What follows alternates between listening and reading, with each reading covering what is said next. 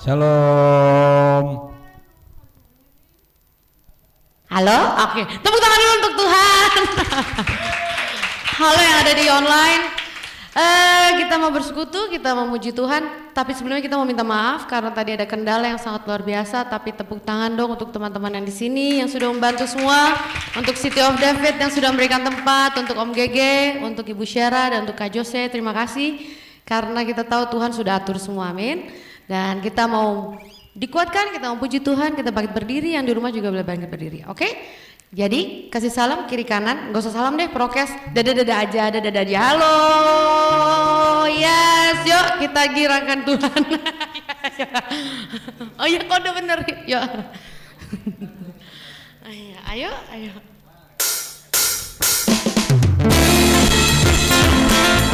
Yang ucap syukur Tuhan, kami percaya Tuhan bahwa Engkau mengkirakan kami Tuhan.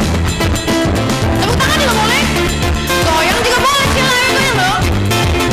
Ayo dong Lewi goyang. 1, 2, 3, go.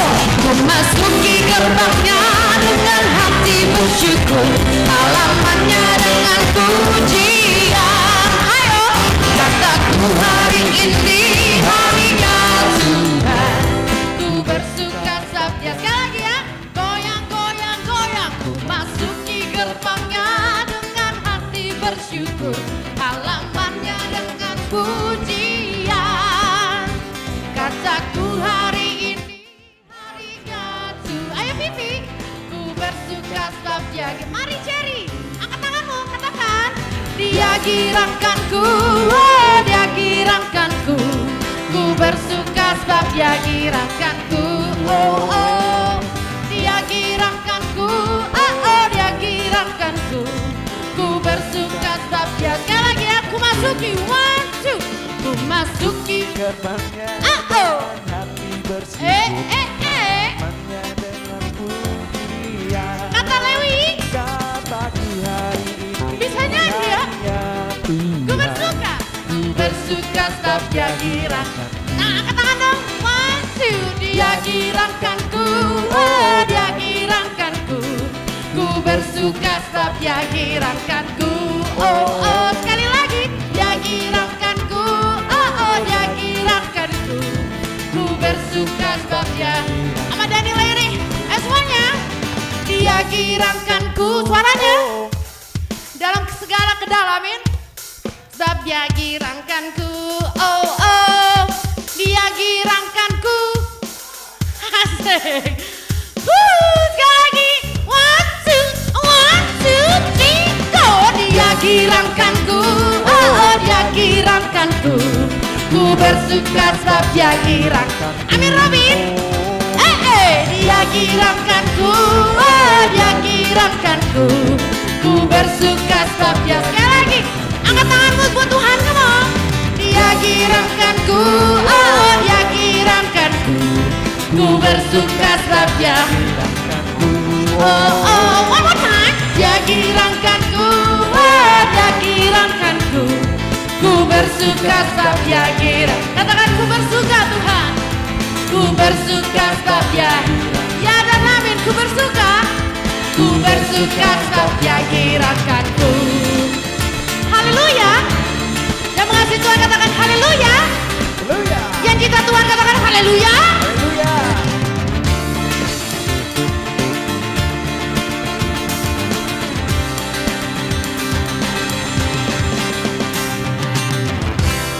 Cek, tepuk tangan dulu dong untuk Tuhan. Ya. Terkadang itu si jahat itu kasih keadaan dimana kita semua nggak bisa bersuka cita. Padahal Tuhan bilang bergembiralah karena aku, kata Tuhan. Karena apa yang kau minta pasti Tuhan sediakan. Jadi sore hari ini nggak ada yang kebetulan dengan segala masalah. Karena Tuhan sudah menyediakan segalanya sesuatu, amin. Kita akan masuk ke firman. Oke, mari kita berdoa. Kami mengucap syukur Tuhan dan kami mohon ampun untuk setiap kesalahan kami. Sebagaimana kami mengampuni orang bersalah kepada kami. Karena kami tahu Engkau Bapa yang baik. Oleh karena itu bentuk karakter kami Tuhan. Tegur kami, kuatkan kami. Sehingga sewaktu kami pulang kami menjadi pribadi yang berbeda. Kami tahu Tuhan Kau yang mengontrol segala sesuatu. Oleh karena itu penuhi kami dengan hikmat. Supaya sewaktu kami mendengar firman-Mu kami dikuatkan. Bukan hanya kami tetapi waktu kami pulang kami pun juga bisa mengajarkan tentang Tuhan kepada teman-teman kami. Dan kami percaya Tuhan itulah tujuan hidup kami. Dan kami mau katakan bahwa Engkau baik Tuhan.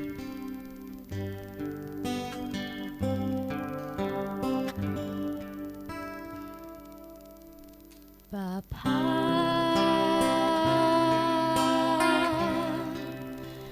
Engkau sungguh baik, kasih-Mu melimpah, katakan, di hidupku.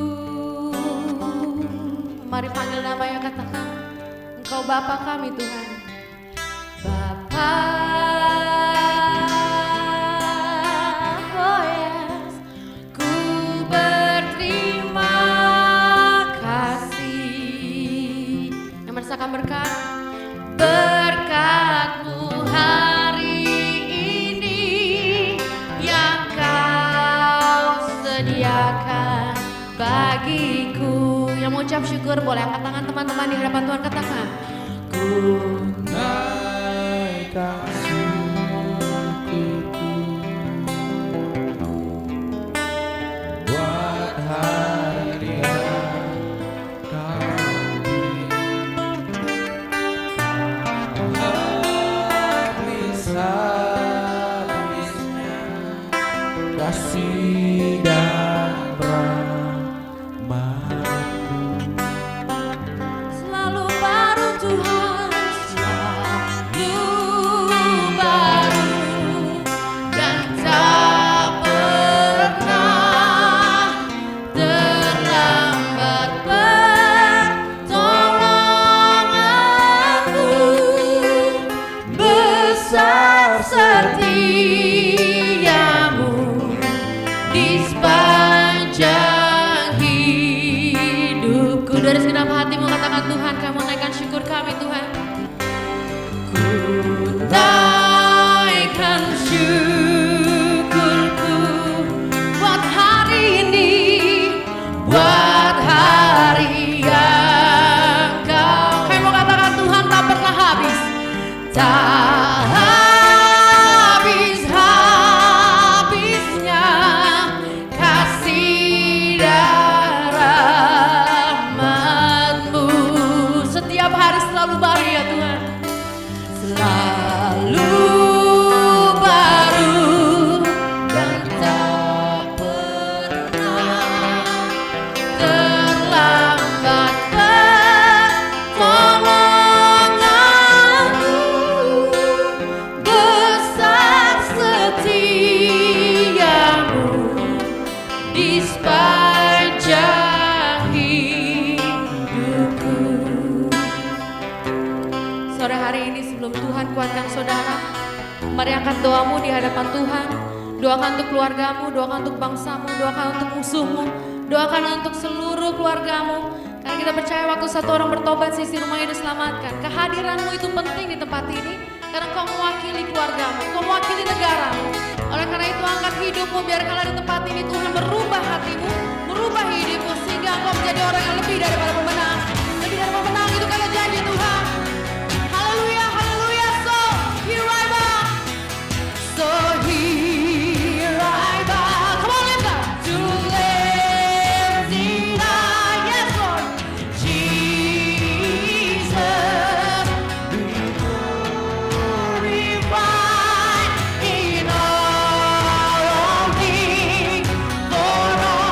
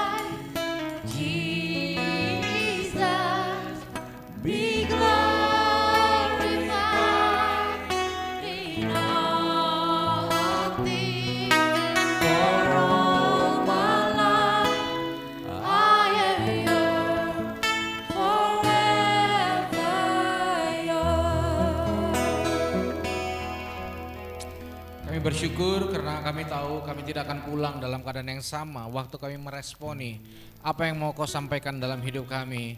Kami percaya kami sedang menerima sesuatu yang dunia ini tidak bisa berikan dalam kehidupan kami, Tuhan. Kami percaya saat ini tingkap langit terbuka, bukan hanya berkat tapi hikmat, pengertian juga pewahyuan, sehingga kami tidak belajar dari perkataan manusia, kami boleh belajar dari perkataan Tuhan yang hidup, yang kami percaya menyertai setiap kehidupan kami. Bapak berkati setiap kami. Kalau kami sudah beraktivitas dari pagi, sore ini segarkan kami kembali, kuatkan kami kembali Tuhan. Kami tahu kami ada di tempat yang tepat dan waktu yang tepat di dalam anugerah-Mu. Terima kasih Tuhan, kami buka hati kami, tubuh, jiwa dan roh kami seluas-luasnya untuk menerima yang datang dari Engkau, yang adalah Engkau sendiri. Tuntun kami siap menerimanya dalam anugerah-Mu. Dalam nama Yesus kami berdoa dan mengucap syukur. Mari kita yang siap untuk diberkati bersama-sama kita katakan amin. Silakan duduk dalam hadirat Tuhan. Shalom. Shalom semuanya. Ya, secara khusus untuk sahabat saya di sini Ale. Assalamualaikum warahmatullahi wabarakatuh. ya alhamdulillah. Ya, saudara saya bersyukur ya, kita semua dipertemukan Tuhan, setuju ya? Ya, saya ketemu 2008 ya bro ya. Saya pertama kali ketemu sama brother saya ini, itu saya sampai sekarang namanya tuh masih sama, Ale Penyuluh Keren. Nggak berubah, karena itu 2008 tuh. Jadi maka gini, saya bersyukur bahwa jangan anggap remeh sebuah pertemuan di dalam Tuhan, betul ya? Mau itu teman yang beda agama atau yang nggak punya agama pun tetap ada sesuatu yang baik yang bisa dia berikan dalam kehidupan setiap kita gitu. Jadi saya percaya salah satu anugerah yang Tuhan berikan yang ada dalam kehidupan kita adalah orang yang ada di kanan kiri kita sebenarnya hari ini gitu ya saudara ya. Ya jadi thank you bro sudah diberikan kesempatan. Ya ternyata cicak mempersatukan kita kembali di tempat ini. Ya, loh Tuhan bisa pakai cicak, itu kan hewan raja-raja gitu kan ya. Ya, kalau Tuhan bisa pakai cicak, Tuhan bisa pakai kita semua. Gitu. Ya di sini ada berapa brother juga, kawan sama Budiman juga, ini kawan seperjuangan yang waduh udah ya cukup. Ya kita di tempat cukup luar biasa lah. Jadi intinya ya saya selalu belajar menghargai setiap persahabatan dan pertemanan dengan siapapun gitu. Karena itu adalah anugerah yang besar dalam kehidupan kita dan ya kita percaya bahwa ya kita ada di tempat yang tepat dan waktu yang tepat. Setuju ya? Ya dan mari kita ya kita belajar sama-sama sesuatu hari ini. Saudara, menurut saya gini, bertahun-tahun Tuhan itu terkadang disalahgunakan kuasanya hanya untuk menambah jumlah orang-orang yang segolongan dengan kita. Contohnya gini, saya tuh sampai hari ini kalau ngobrol dengan banyak hamba-hamba Tuhan gitu, biasanya mereka akan bertanya pertanyaan yang template sampai hari ini apa? Pak, sekarang jemaatnya di situ ada berapa gitu loh. Jadi jumlah itu kayak Tuhan gitu ya. Makanya ada orang-orang yang bilang gini, seberapapun kita yang ada. Jadi kayak sedih gitu kalau dikit. Ya, atau ada yang menghayal, kasih salam sama 1000 kanan, 1000 kiri, itu udah mulai menghayal tuh, halusinasi, dilusi dan sebagainya. Tapi kalau dipikir-pikir bahwa itu menjadi sesuatu yang seksi, akhirnya Tuhan sepertinya ditarik ke situ gitu loh. Bahwa kebenaran kadang-kadang diidentifikasi dengan sebuah kebesaran gitu. Ya, di sini saya pernah ada di satu tempat nih, ini saksinya nih 2 orang, di mana jumlah itu segala-galanya. Gimana caranya supaya nama Tuhan dipermuliakan? Sebanyak mungkin bawa ke sini. Oh, saya mah mobilisasi massa nggak ada masalah, tanpa Tuhan pun kita bisa lakukan. Belilah nasi bungkus, pergi ke pinggir rel, ayo mau makan, datang ke tempat saya. Syaratnya apa? Gampang, kalau disuruh tepuk tangan, kalau suruh loncat, abis itu pulang kenyang, diongkosin, dan itu bisa reguler tiap minggu loh. Gitu. Dan akhirnya banyak orang terjebak di situ, betul gak? Iya kan? Kadang-kadang orang milih tempat ibadah pun ya yang diperhatikan salah satu itunya, apalagi online, betul gak? Udah keren-keren yang lihat cuma 5 sama 6, ya pasti milih lah ke tempat yang pasti hingar-bingar gitu. Jadi hingar-bingar kadang-kadang mencerminkan sebuah kemuliaan Tuhan. Kalau industri saya setuju, betul gak? Karena emang ada yang harus dibangun di situ, ada kehidupan yang harus diperjuangkan, ada dapur yang harus ngebul gitu. Tapi kalau Tuhan selalu diletakkan kepada sebuah keberhasilan aja seakan-akan kayak kebenaran itu ada di situ gitu. Makanya hampir semua sekarang ya kita perlu Tuhan supaya kita makin luar biasa gitu ya. Luar biasa yang seperti apa? Kadang-kadang hanya diletakkan pada sejumlah angka aja. Ya makanya ada istilahnya, ya apakah kita hanya sekedar manusia angka di mata Tuhan? Ya jelas tidak. Nah makanya kita akan nggak siap banget ketika kita masuk lebih dalam menghampiri dan mencoba memberi telinga pada perkataan Tuhan, bahwa kita akan menemukan sesuatu yang lebih esensi, yang lebih serius, yang lebih dalam, yang lebih deep dari apa yang sebenarnya dia mau bangun dalam kehidupan kita. Lalu saya coba, jadi kalau saya bertuhan, saya butuh Tuhan itu untuk apa? Saya nggak mau membutuhkan Tuhan untuk menambahkan, ya dia pasti menambahkan. Karena firman-Nya berkata, carilah dulu kerajaan Allah maka semuanya akan ditambahkan. Betul gak saudara? Tapi jangan lupa doa Bapa kami juga mengajarkan, berikanlah pada hari ini makanan kami yang secukupnya. Jadi kalau ditambah artinya bertambahlah dan belajarlah cukup sebenarnya. Supaya kita nggak jadi anak Tuhan yang tamak atau rakus gitu. Tapi ada satu hal yang saya renungkan dalam perenungan saya saudara, bahwa saya butuh Tuhan untuk apa? Ternyata gini, salah satu poin penting ketika kita melibatkan Tuhan di dalam hati kita adalah sebuah kemampuan yang saya sebut adalah singleness. Kemampuan untuk bertahan dalam segala bentuk kesendirian dalam hidup ini. Sangat berbeda jauh gitu loh. Dan saudara, salah satu realita dalam hidup ini kadang-kadang kita mengalami fase, musim atau ruangan di mana kita sendiri. Ada masa di mana semua instrumen support system kita seakan-akan berhenti dan tidak ada lagi. Bahkan kalau mau jujur, satu saat kita nggak bisa lagi ketemu orang kanan kiri kita, betul kan? Satu saat tinggal memori. Dan menurut saya salah satu hal yang paling gak mudah dalam hidup ini adalah ketika bertuhan lalu sendiri. Nah makanya saya percaya bahwa ya dia membangun sebuah kemampuan, kekuatan di dalam semua fase kesendirian dalam hidup kita. Ya saya tahu terkadang bahwa kesendirian itu nyandu, tapi kita bisa tersesat di dalam kesendirian kita. Blunder di dalam hal yang tidak ada ujungnya. Nah makanya dia tidak selalu membawa kita dari sebuah ruang sepi kepada hingar-bingar. Kadang-kadang dia duduk manis menemani kita dengan cinta, supaya kita tetap merasakan hangat sekalipun sendirian. Saudara, pemikiran ini muncul ketika ada seorang tanya sama saya, "Bang, udah nikah belum?" "Udah." Dia nanya gini, "Bang bahagia gak?" Loh, kenapa urusan kebahagiaan pernikahan saya kamu pertanyakan? Tapi lalu saya coba jawab. Lalu saya bilang gini, kalau saya punya Tuhan, sejatinya bukan tugas istri saya buat saya bahagia. Bukan tugas komunitas buat saya oke. Bukan tugas bapak rohani, pendeta, kakak rohani, brother, coach atau siapapun. Kalau saya punya Tuhan, ya tugas saya sendiri buat saya bahagia. Betul gak? Maka saya percaya bahwa kalau kita punya Tuhan, tidak ada yang boleh jadi matahari dalam hidup kita. Kita adalah matahari itu sendiri dalam hidup kita. Sejatinya kalau Tuhan di dalam, ya saya pernah membaca kalimat ini. We can dance without music. Karena instrumen sejati bukan dari luar, tapi dari heartbeat kita. Tanpa disadari hidup ini dipimpin oleh beat. Dep, dep, dep, dep. Artinya, waktu kita merespek kekuatan yang dari dalam, kita tidak menjadi gelandangan yang di luar, apapun bentuknya. Karena saya percaya dia ada di antara kita, setuju gak saudara? Tapi dia juga ada di dalam kita. Ya. Dan harusnya, dan saya mulai mengerti bahwa saya butuh Tuhan. Bukan hanya waktu saya rame-rame seperti ini. Saudara tahu bahwa kita nih kalau, saya yakin nih ya, ini kalau ibadah malam ini gak dikasih batas waktu, kita akan ngumpul terus, makan, karena menyenangkan, betul gak?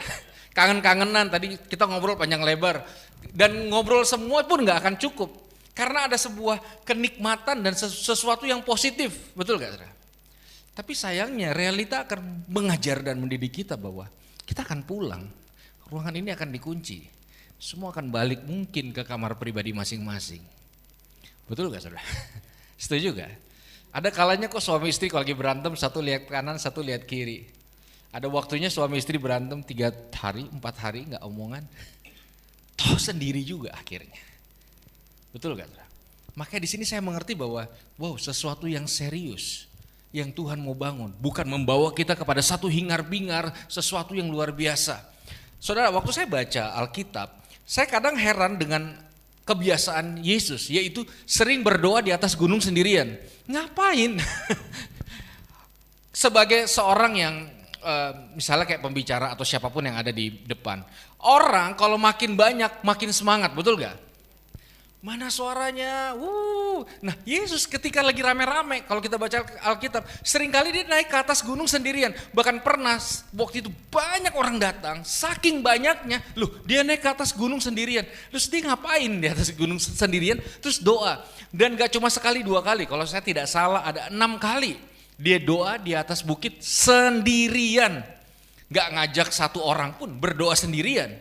Nah, saya percaya bahwa yang Tuhan bangun dalam hidup kita tuh sistematis, betul gak? Makanya waktu itu dapat kesempatan saya ke Israel, lalu saya lihat kok secara geografis negara di Timur Tengah itu berbatu semua kan? Loh kok Yesus anak tukang kayu ya? Ini mah gak mungkin laku, ngapain jual kayu, hampir gak ada tekstur-tekstur kayu, semuanya batu. Lalu kenapa ada tukang kayu dan Yesus jadi anaknya tukang kayu di tengah semua yang berbatuan? Artinya itu kontra logika gitu. Oh terus saya ngerti, kenapa dia anak tukang kayu? Karena satu saat dia akan mati di atas kayu. Jadi waktu dia pikul salib dia udah terbiasa. Terbiasa tentang sesuatu yang konsisten, itu penting dalam hidup ini. Setuju? Nah dia kan terbiasa juga naik ke atas gunung sendirian. Kenapa? Karena gini, satu kali Yesus pernah kedatangan 5.000 pengikut, itu baru laki-laki, goceng, belum perempuan, belum anak. So bayangin 5.000 pengikut gitu. Siapa enggak yang 5.000? 5.000. Tapi dia sadar, sebanyak orang itu datang, dites, kasih roti dan ikan. Kenyang. Habis itu Yesus bilang, akulah roti hidup itu. Waduh.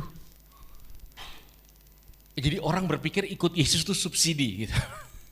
Gak usah kerja, gak usah nabur, gak usah ngapa-ngapain, bem berkat datang. Ternyata tidak. Aku roti hidup itu. Gak ada roti, aku roti hidupnya. Dari 5.000 tinggal 70 murid, di Lukas bilang gitu. Dari 5.000 ke 70. Itu kalau event gulung tikar. Dihajar lagi, sisa 12. Puji Tuhan sisa 12. Saudara pernah punya banyak circle, karena 1 dan 2 hal, ya tinggal seiprit. Ya puji Tuhan daripada gak ada. Iya gak? Orang-orang yang bilang, pokoknya bro gue di belakang lu, tenang aja, ada apa-apa. Dia jadi orang yang paling nusuk kita dari belakang. Oh, iya. Enggak, jadi gini, ya sudah memang begitu. Orang hanya setia sejauh keuntungan, udah begitu aja. Apa yang menjadi keuntungan? Nah makanya kita butuh Tuhan supaya pemikiran kita tidak pragmatis, hanya untung rugi doang. Kalau untung rugi kan sebenarnya kita nggak butuh Tuhan, kecuali Tuhan kita untung-untungin gitu loh, supaya orang kita rugi-rugiin gitu. Tapi kita lihat ya, masalah kalau masuk dalam sebuah kebesaran, Yesus kehilangan 5.000 pengikut. Ya, dan kemudian 70 murid, coba satu orang boleh bantu saya baca Yohanes 6 ayat 66. Yohanes 6 ayat 66. Boleh satu orang siapa aja? Yohanes 6 ayat 66, mulai dari waktu itu banyak murid-muridnya mengundurkan diri dan tidak lagi mengikut dia. Iya, jadi Yesus aja murid-muridnya resign gitu loh. Itu orang yang dia didik, yang dia ajar pergi ninggalin dia. Jadi saudara, kalau ada orang-orang yang memutuskan pergi meninggalkan kita, itu alkitabiah. Itu alkitabiah. Loh, kita tidak hanya dididik Tuhan supaya orang-orang datang sama kita. Kita juga dididik Tuhan supaya orang-orang pergi dari hidup kita. Makanya dengar baik, kita butuh iman bukan cuma untuk mengambil. Kita butuh iman justru untuk melepaskan. Kita butuh iman juga bukan untuk menemukan, kita juga butuh iman untuk kehilangan. Karena ada kehilangan-kehilangan yang Tuhan izinkan supaya iman kita bertumbuh. Setuju gak saudara? Ya kan? Jadi 5.000 kepotong 70 itu tuh Yohanes 6:86, sisa 12.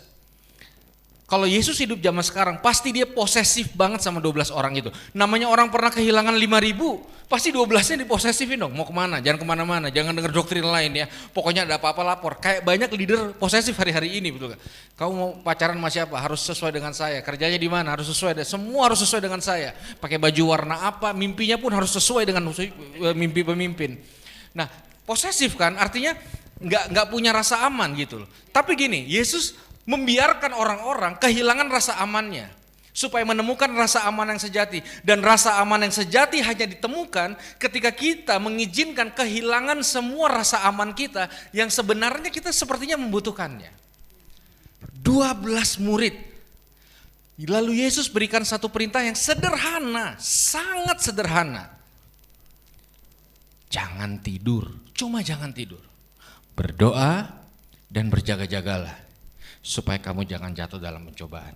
Lalu Alkitab berkata Yesus melangkahkan beberapa langkah, lalu 12-12-nya tidur. Akhirnya apa? Yesus sendirian. Kenapa dia sering doa sendirian? Karena dia tahu suatu saat dia pasti sendirian. Jadi dia tidak takut dengan sendirian. Dia terbiasa melatih dirinya, mentalnya, daya tahannya terhadap masa-masa atau fase-fase sendirian. Saya tidak mendorong kita untuk independen gitu, enggak juga. Tapi ketika musim itu terjadi dan realita itu menjadi sebuah nyata, kita menjadi orang yang tetap kuat, tetap utuh, tetap sempurna, tetap utuh gitu. Ya, jadi pemikiran saya gini, Adam tanpa Hawa ya tetap sempurna. Dia tetap bisa angkat mimbar ini, tapi kalau berdua ya lebih baik. Tapi bukan berarti, makanya menurut saya nggak terlalu sepakat dengan statement di balik semua laki-laki hebat pasti ada wanita luar biasa di sebelahnya. Menurut saya laki-laki atau perempuan kalau dia punya Tuhan tetap harus jadi orang hebat. Ada atau tidak ada orang hebat di sebelahnya. Karena yang menentukan bukan yang di sebelah, tapi yang di dalam kita. Makanya kita butuh Tuhan. Karena yang sebelah kanan kiri kita nggak selamanya selalu ada. Setuju gak sudah? Gak selamanya selalu ada, orang bisa datang dan pergi. Kita bisa musuhan, tiba-tiba kita berdua punya musuh yang sama di sana, tiba-tiba kita bisa jadi temenan karena musuhnya sama. Ya, begitu musuhnya hilang ya musuhan lagi. Ya itu yang kita lihat di depan mata kan semua begitu. Artinya menurut saya satu saat semua orang pasti akan mengalami fase-fase sendirian. Gitu.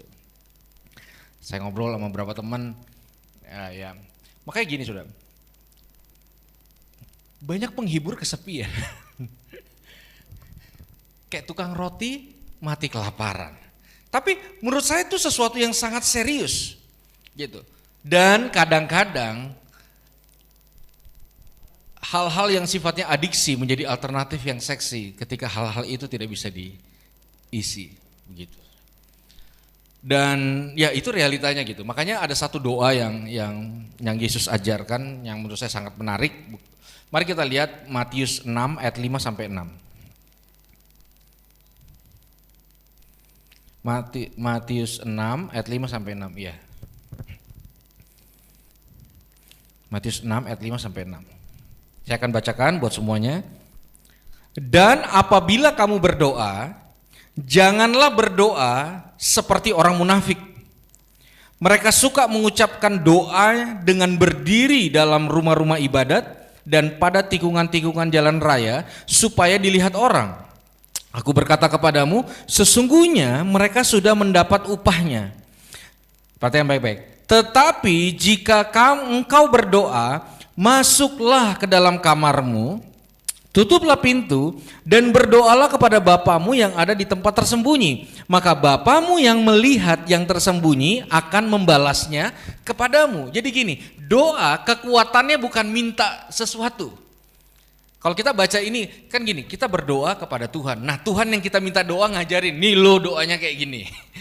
Ya, doa tuh fokusnya kayak gini. Jadi kita dibocorin sama kita doa kepada siapa. Pertama, bilang jangan kayak orang munafik.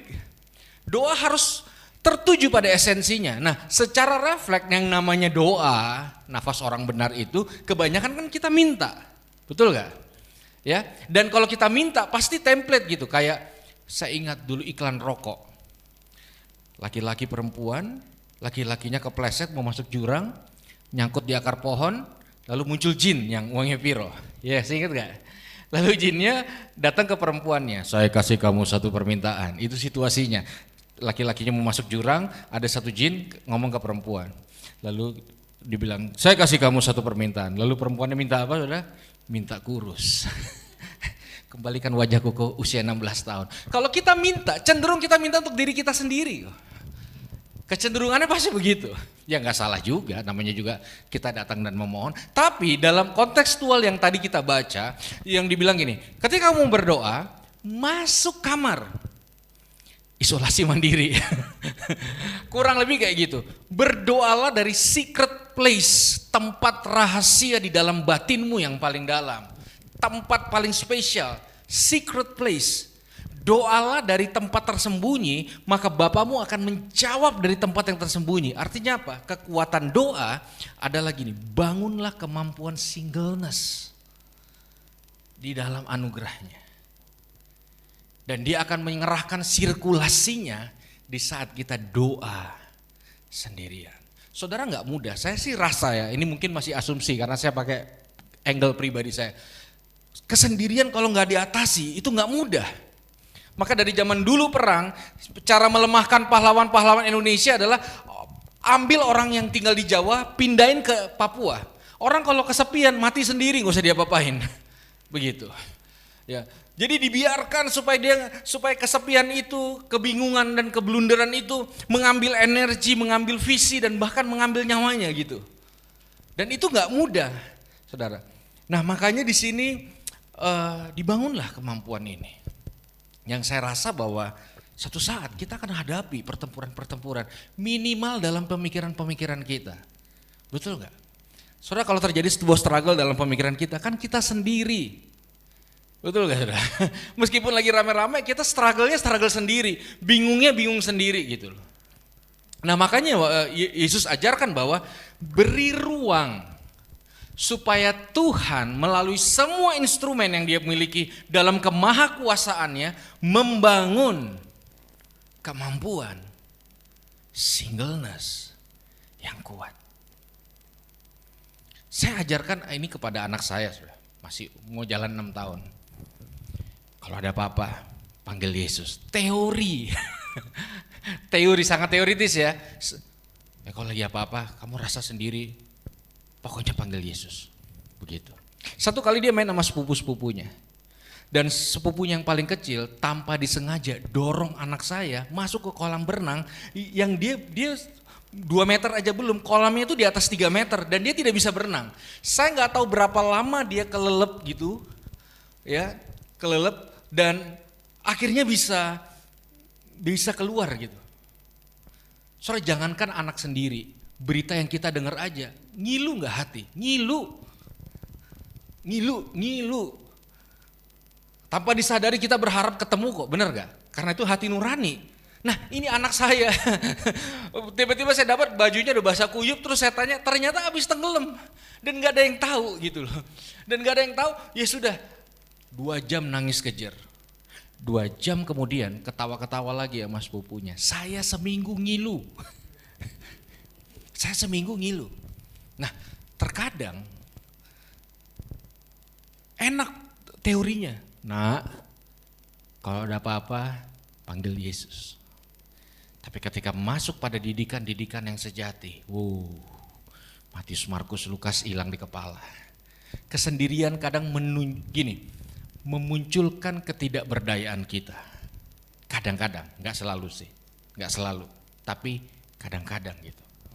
Makanya di sini peranan Tuhan yang paling sederhana adalah ketika fase itu, saya masih percaya kita makhluk sosial, nggak mungkin nggak bisa tapi saya nggak percaya bahwa, karena kadang-kadang gini, saya bertumbuh dalam sebuah komunitas yang selalu bilang gini, kalau kamu nggak gabung ke sini, mati kamu, gitu. Saya pernah ada di komunitas yang begitu saya memutuskan keluar, maka orang-orang akan bilang nanti kamu akan merengek-rengek jalan jongkok, minta kembali lagi di sini. Wow. Nah, poinnya adalah respect lah sama semua kedaulatan yang sifatnya personal. Maka ini personal banget gitu loh. Ya, kita kan paling 2 jam 3 jam di sini, sisanya perjalanan kita intim dengan Tuhan, betul gak saudara? Makanya kita harus tahu bahwa Tuhan membangun kemampuan itu. Saya suka cerita Lazarus, saudara. Karena di Alkitab tuh dibilang ada 3 orang yang Tuhan kasih. Sebenarnya Tuhan mengasihi semua orang, tapi dia ada bold beberapa nama, salah satunya adalah Lazarus. Ya, apa spesialnya dia? Ya saya nggak tahu spesifiknya, tapi dia dibilang dikasihi Tuhan. Nah, satu kali Lazarus itu sakit. Nah saudara, saya mau tanya, kalau orang yang kita sayang sakit, itu kan beda di hati ya, dibanding orang yang kita nggak kenal. Ada tetangga sakit ya kita, tapi kalau orang yang kita sayang sakit, ini kadang bisa berasa di sini juga, mau sebel kayak apa, betul gak? Nah ini aneh saudara.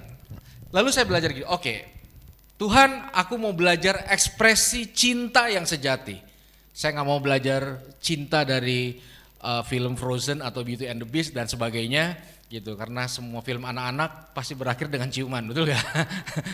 Nah, tapi oke lah, saya mau belajar dari apa yang Alkitab coba catat. Oke, contoh paling gampang, Tuhan mengasihi Lazarus, saya anggap kayak Tuhan mengasihi saya lah.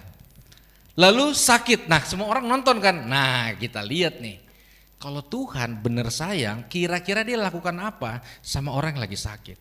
Dan ternyata saya shock dan kaget, saking sayangnya Tuhan sama Lazarus, didiemin, sengaja didiemin.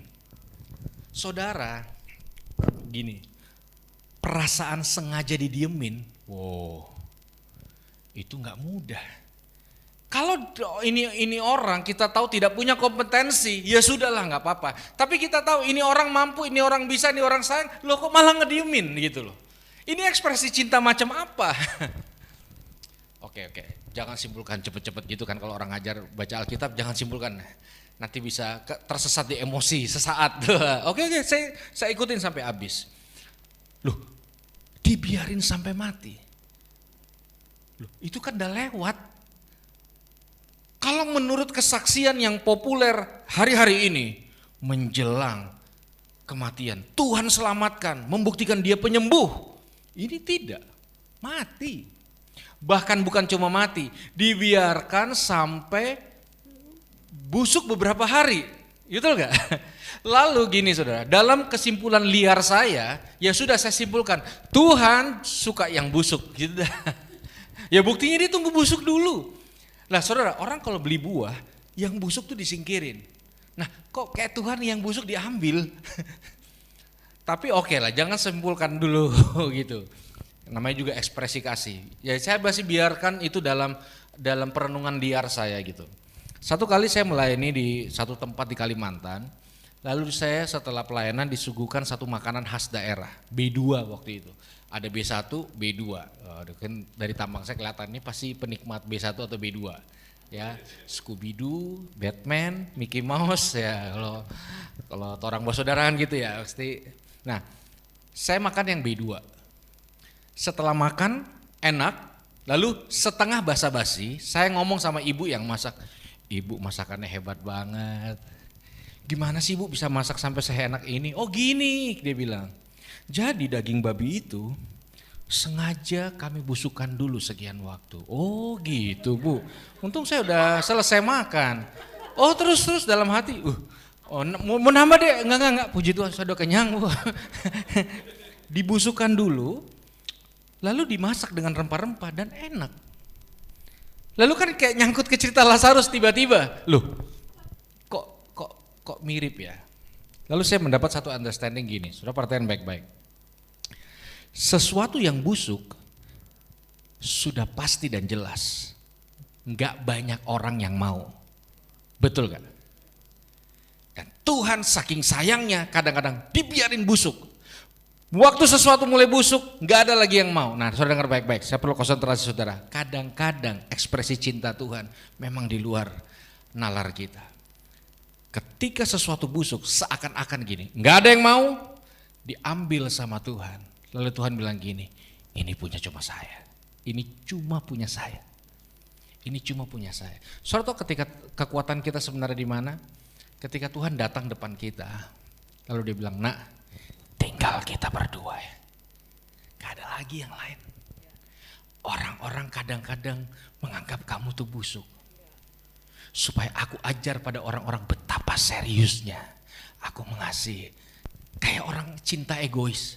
Ini cuma punya saya. Supaya bukan cuma si orang yang merasa disayang.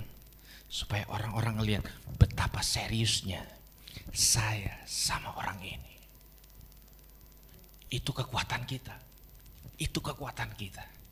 Ketika benar-benar tinggal kita berdua. Kayak seorang bapak yang bilang, pokoknya ada apa-apa sama kamu, lewatin nih nyawa bapakmu dulu.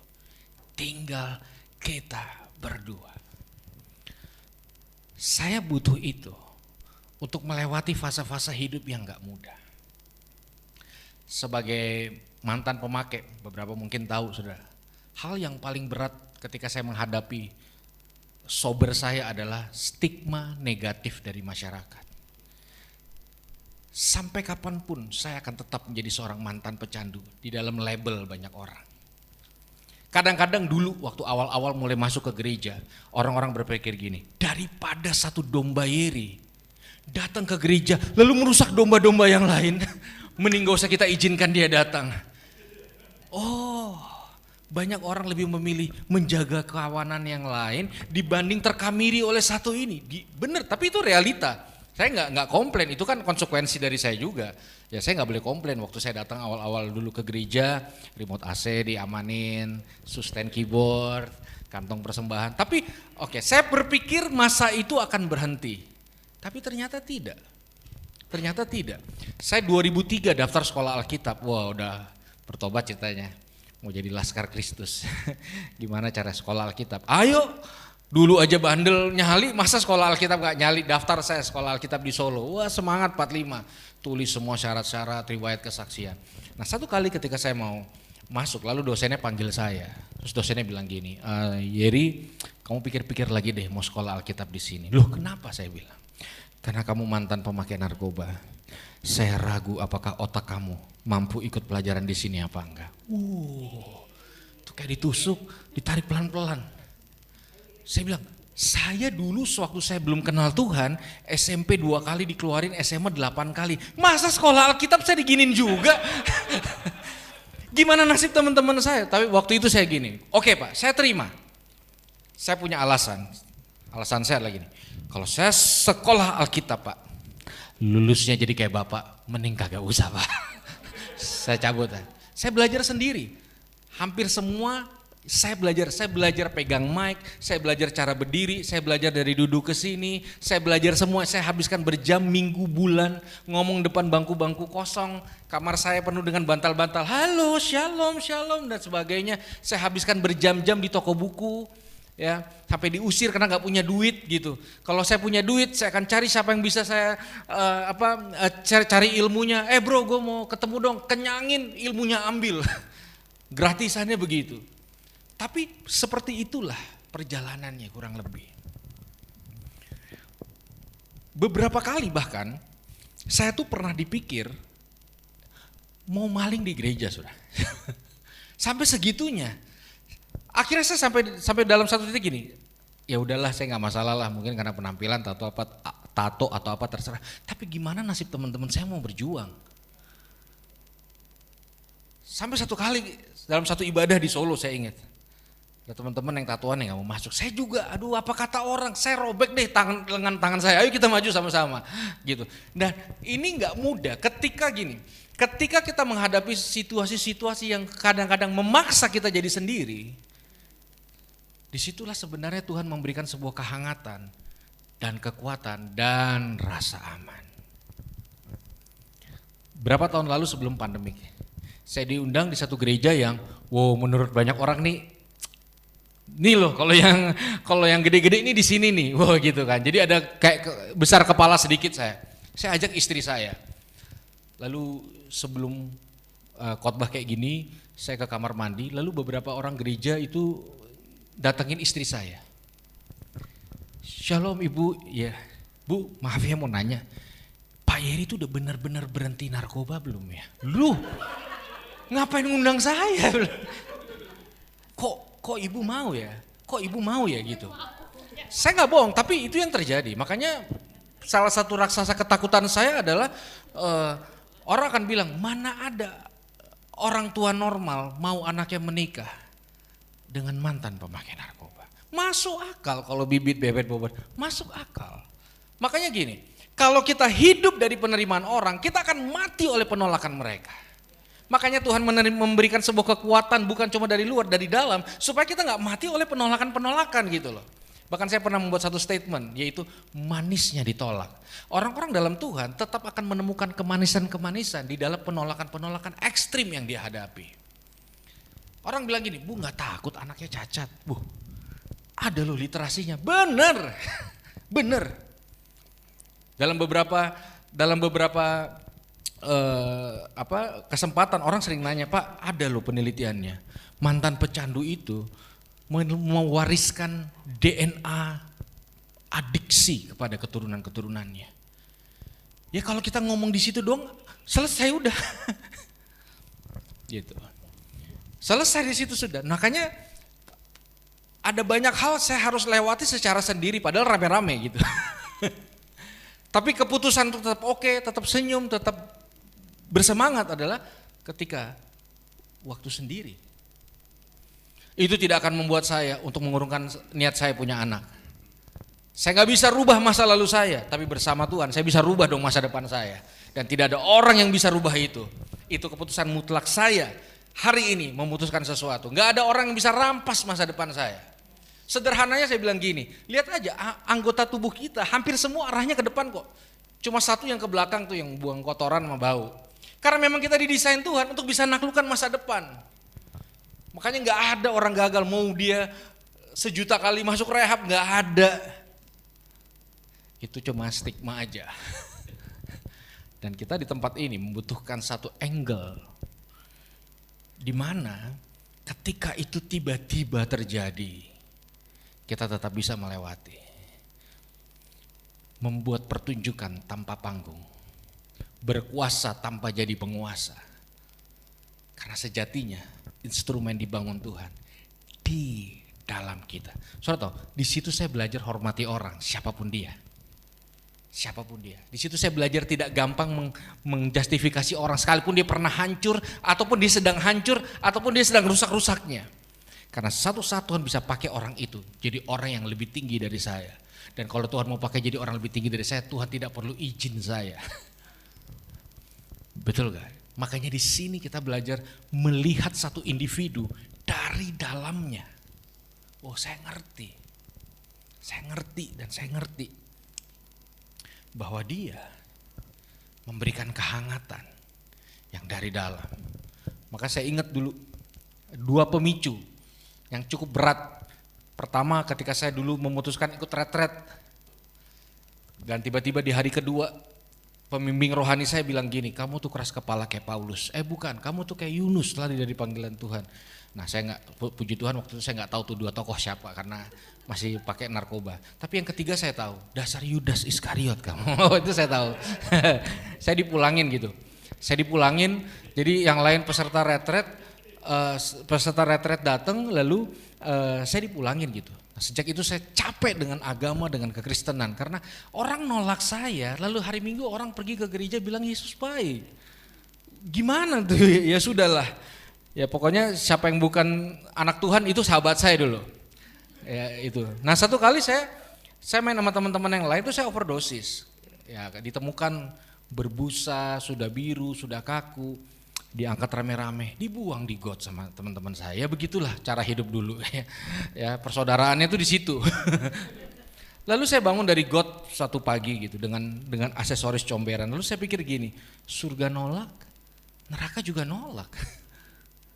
Orang-orang yang kenal Tuhan nolak saya, yang nggak kenal Tuhan juga nolak gitu. Oke, fix. Dan sejak hari itu saya memutuskan satu keputusan bulat untuk mengakhiri hidup saya. Ambillah ya gitu ya, sudah ambillah baygon, tulislah surat sana sini, mulai baper, mulai menghayal, nanti ada bendera kuning, datang di rumah, terus orang-orang akan datang, puji Tuhan materi, selesai masalah kita, nggak ada lagi biang masalah di lingkungan dan sebagainya, makin galau, dan saya minum akhirnya 1 gelas itu saudara. Dalam anugerah dan pertolongan saya selamat, kalau nggak kan nggak mungkin ngomong malam ini. Tapi saya rasa Tuhan di titik paling rendah saya gitu. Nah, kalau orang tanya siapa Yesus, saya akan bilang dia pemulung saya. Loh, kenapa Yesus jadi pemulung? Kalau dia bukan pemulung, saya nggak pernah keluar dari tempat sampah. Saya tahu dari mana saya ada. Cuma Yesus yang mau menghampiri sampah-sampah yang di tong sampah. Buat saya itu pemulung. Hampir tidak dilakukan oleh orang profesi lain gitu. Dan di situ saya tahu bahwa satu realita hidup saudara sekalian bahwa ya jejak mempersatukan kita malam ini. Tapi satu saat kita akan berpisah dan menjalani hidup kita masing-masing. Baik kita sebagai suami, istri, anak, apapun profesi kita tetap bisa mengalami sebuah kemungkinan seakan kita tukang roti yang mati kelaparan. Tapi mari izinkan satu ruangan yang biarlah dia yang mengisi kita dengan cintanya yang dalam. Supaya kita tidak merasa dilupakan, supaya kita tidak merasa sendirian. Dan saya berdoa dari rasa itu muncul ribuan kreativitas yang akhirnya bisa membuat kita melakukan perkara-perkara hebat buat orang lain. Amin. Jadi saya percaya kita akan jalan terus di dalam anugerah Tuhan. Ingat ketika Tuhan datang dan berkata, "Nak, tinggal kita berdua." Itu kekuatan sejatinya. Selimut yang dari dalam, kehangatan yang dari dalam, yang tidak satu orang atau apapun bisa ambil. Itu datangnya dari Tuhan. Bukan karena kita baik, tapi karena Tuhan baik. Amin, mari kita berdoa. Tuhan, terima kasih buat malam hari ini. Kami bersyukur dan percaya bahwa Engkau Tuhan yang mengasihi kami. Engkau Tuhan yang tidak meninggalkan kami. Engkau Tuhan yang senantiasa ada bersama dengan kami. Terima kasih buat cinta-Mu. Terima kasih Kau mau tinggal dalam hati kami. Terima kasih Kau tidak lupakan kami. Terima kasih Tuhan. Kami bersyukur buat semua karya yang indah, karya yang besar, yang sudah dan bahkan kami lewati. Kalau hari ini kami datang, ada perasaan-perasaan sendiri, ketakutan, perasaan yang tidak nyaman, ketakutan akan kesendirian.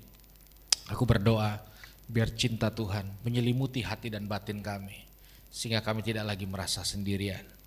Kami kuat berjalan dari kemuliaan kepada kemuliaan yang ajaib. Berkati tempat ini, berkati semua yang ada, berkati Tuhan semua yang terlibat dalam persekutuan ini. Kayak berdoa Tuhan biar kami bukan cuma menerima berkat, tapi kami jadi berkat buat orang lain. Bukan hanya mengalami mujizat, tapi jadi mujizat itu sendiri untuk orang lain. Bukan hanya menerima jawaban doa, tapi jadi jawaban doa itu sendiri untuk orang lain. Tuhan terima kasih, nama-Mu dipermuliakan, dalam nama Yesus kami berdoa dan mengucap syukur. Haleluya, sama-sama kita katakan amin. Thank you semua, Tuhan berkati, amin. Saya kembalikan pada yang berwajib.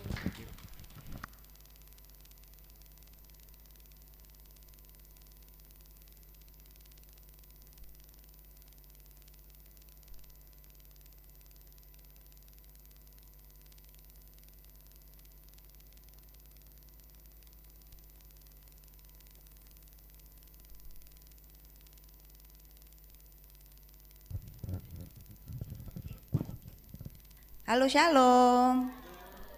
Ya, terima kasih Pastor Yeri untuk ibadahnya. Aku sering lihat YouTube-nya juga. Dan kita mau doa dulu sebelum kita mau menyerahkan persembahan kita pada sore hari ini. Kami mau bersyukur Tuhan. Kami terus mau katakan Tuhan Kau baik dalam hidup kami.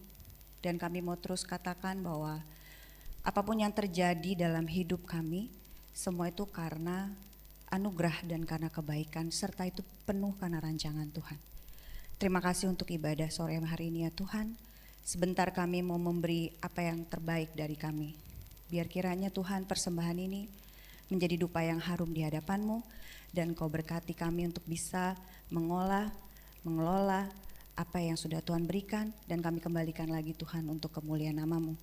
Terima kasih Tuhan karena kami bersyukur, karena kami sudah terlebih dahulu diberkati. Oleh karena itulah kami mau Tuhan memberkati. Terima kasih Bapa, dalam nama Yesus kita semua siap memberkati, sama-sama katakan. Sambil kotak persembahan dijalankan, pengumuman hari ini, terima kasih untuk City of David, Kakak Syera, Bang Gege, terima kasih banyak tempatnya karena Cicak lah yang membuat kami ke sini. Terima kasih. Karena cicak-cicak, bukan di dinding ya cicaknya. Oke, ibadah ini tadi kita semua itu prokes ya. Tadi kita sudah swab. Yang swab tadi siapa ya? Oh, Riko yang swab sama Di tadi yang swab. Jadi kita semua di sini sudah di antigen semua. Dan buat teman-teman yang join sama kita di Zoom, di YouTube, halo, ya terima kasih sudah join sama kita. Terima kasih juga buat pemusik, buat Noval juga yang bantuin kita always, oke. Pemusik ada Lewi, ada Ongko, ada JJ, ada Abang Gege, ada Sisi, ada Daniel, ada semuanya. Terima kasih banyak, oke. Satu lagi yang mau kita ceritakan bahwa kita juga punya pergerakan itu ada di Trenggalek, Jawa Timur, yang di sana kita dibantu oleh Pak Yusuf. Halo Pak Yusuf, halo Bu Yusuf. Luar biasa di sana. Jadi beberapa kali mereka ke terminal-terminal, doain pengamen-pengamen di sana, preman-preman di sana. Terakhir kemarin mereka itu membimbing satu orang ya kemarin ya, dia itu gelandangan, homeless, nggak punya KTP, tiba-tiba sakit. Tapi puji Tuhan sebelum dia dipanggil Tuhan, dia udah didoain sih, udah terima Tuhan Yesus untungnya. Jadi kemarin kita dampingin ya sampai pemakaman, dari kenalan, sakit, sampai meninggal. Itulah UM. Bukan hanya kematian, darah juga kita donorin, ya enggak? Yang COVID kita kasih sembako, ya kan, betul enggak? Makanya teman-teman kita punya dua kas khusus untuk UM dan kas untuk membekas. Membekas itu memberkati, memberi dengan kasih. Jadi dari kas membekas inilah kita bisa berkatin teman-teman yang kemarin COVID, kita kasih sembako, kita kasih vitamin. Buat teman-teman juga yang kemarin Trenggalek juga yang kemarin sampai pemakamannya, masuk rumah sakit, sampai dinas sosial akhirnya turun. Itu semua dari kita semua. Jadi kalian memberi itu bukan karena banyaknya. Berapa yang kalian beri itu ternyata bisa memberkati orang tuh luar biasa. Cuman dikasih beras 5 kilo tuh mereka udah say thank you banget. Makasih ya, ini bisa buat makan kita seminggu. Cuman berapa? 50.000. Nah, ternyata nggak banyak yang kita kasih tuh ternyata bisa membuat mereka tuh merasa diberkati banget. Dan itu udah banyak sekali. Jadi buat teman-teman ingat, daripada diberkati lebih bagus memberkati. Karena Tuhan pasti sudah sediakan. Jadi nanti rekeningnya juga sudah ada. Di rekening atas nama Dewi 3080 200586. Jadi nanti dikasih kode buat yang membekas itu, nanti dikasih kode 01. Oh enggak, yang membekas kasih 02 buntutnya, yang biasa kasih 01. Oke. Jangan lupa terus follow IG United in Messiah. Kita juga punya YouTube. Jangan lupa di like and subscribe. Nah, ibadah selanjutnya di 4 Juni jam 5 sore, 4 Juni bulan 6 oleh Pastor Thomas Riu. Adapun materinya adalah love language. Jadi UM itu coba memberkati kita. Kalau tadi soal personality, nanti dari personality nanti dibantu sama sama Ale. Abis itu besok datang lagi Pastor Thomas kasih love language. Jadi dari tahu the personality, tahu tuh love language-nya tuh apa, supaya nggak salah.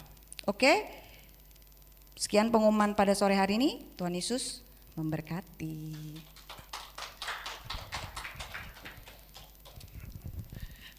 Thank you. Puji Tuhan. Silakan duduk loh. Kan bukan nonton layar tancap ya.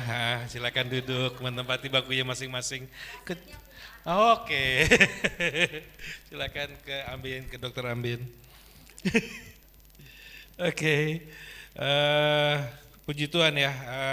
Nanti juga kita tanggal berapa Le? 18 ya Le? 18 ya rencananya mau ada seminar dengan Ale ya kan. Woi. Ale berdiri dong. apa Pastor penyuluh apa? Penyuluh keren ya? Woi, penyuluh keren.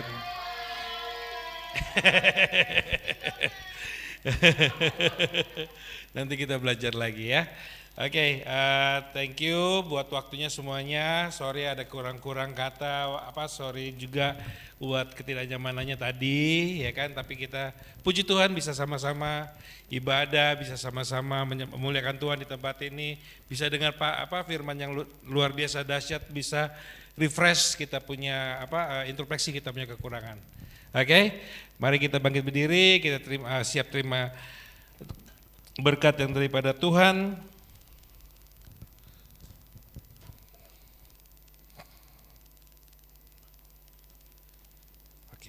Oke. Kita angkat tangan kita ke atas. Bangsa yang terpilih, imamat yang rajani, umat kepunyaan Tuhan. Tuhan memberkati engkau dan melindungi engkau. Tuhan menyinari engkau dengan wajahnya dan memberi engkau kasih karunia. Tuhan menghadapkan wajahnya kepadamu, memberi engkau damai sejahtera. Segala berkat, kasih karunia melimpah-limpah daripada Bapa di surga.